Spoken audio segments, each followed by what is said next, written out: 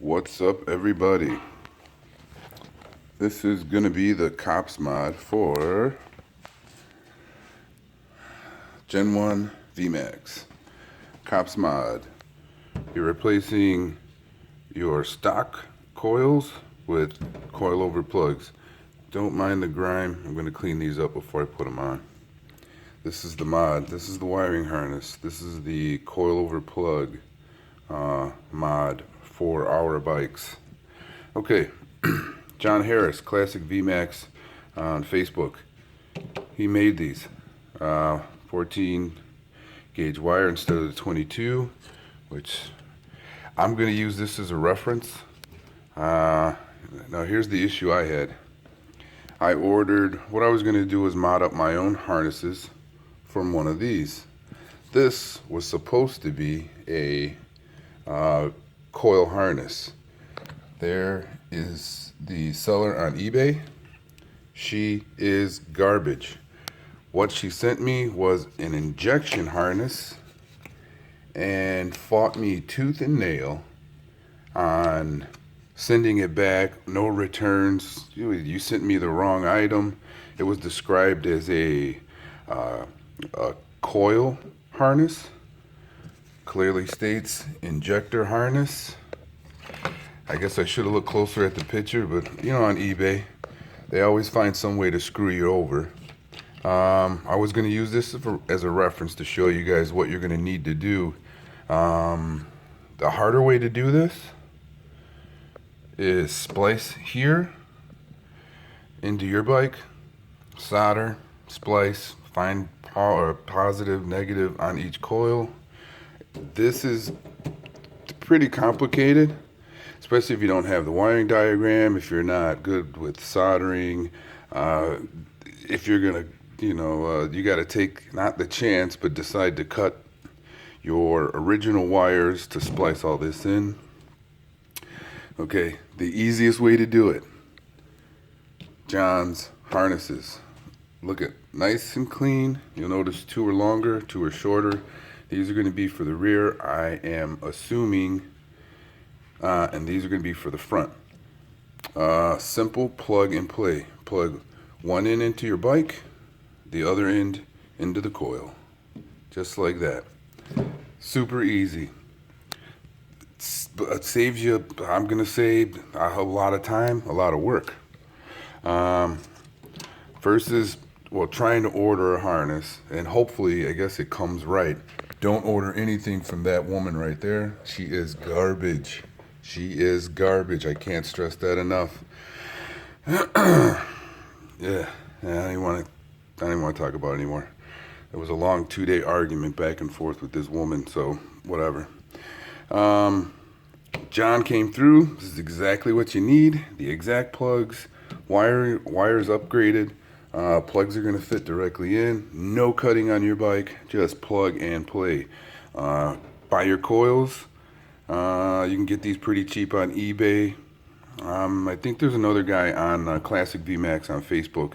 If you're not a member, be a member. I think there's a couple other bikes that are doing this mod as well. So I'm sure this is going to work for just about any mod.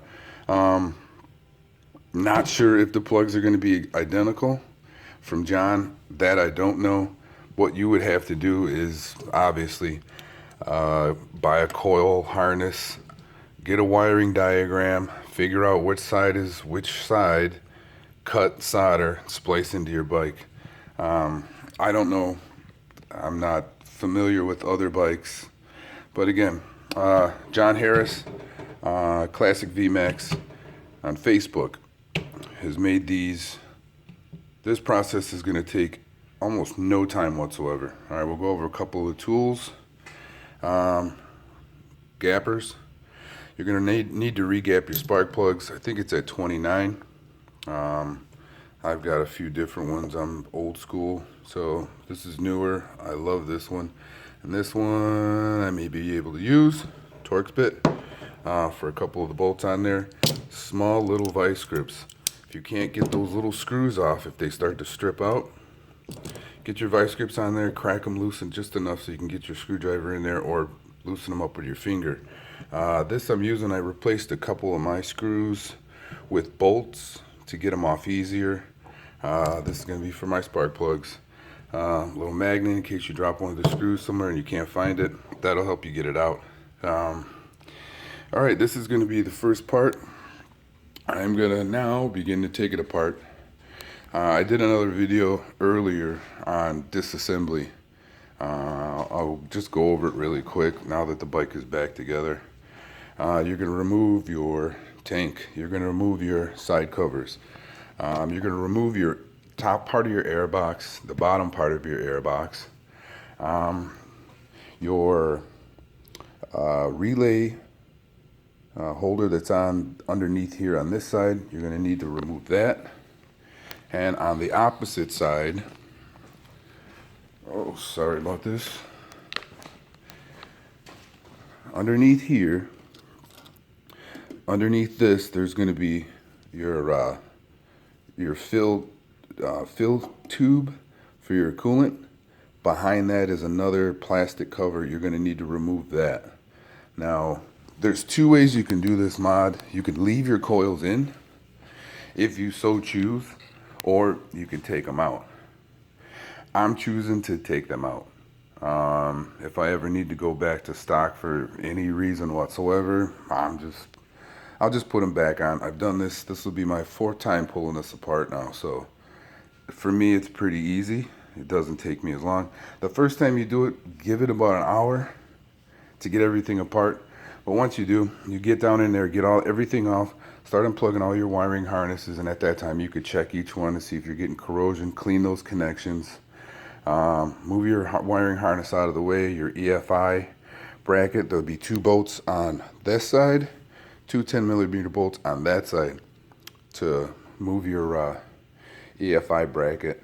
Your coils are going to be on the back. Now, if you're not going to be pulling your coils, just go for your plugs. Pull the plugs on your coils, plug in the plug and play ones, and put your coil over. Don't forget to gap your plugs, and you're good to go. But if you're going to remove the plugs remove the coils like I'm going to do, then you're going to have to pull that Efi bracket because both coils are mounted to that, and well, you're going to need to move that out of the way to get to those bolts. There's not enough room in there. All right, this is one. So next I'm going to pull her apart. Seats coming off for me because I'm removing my coils and all my my scoop, the side scoops and the faux tank and those side carriers. Alrighty, so I'll be back in a few minutes. Thanks.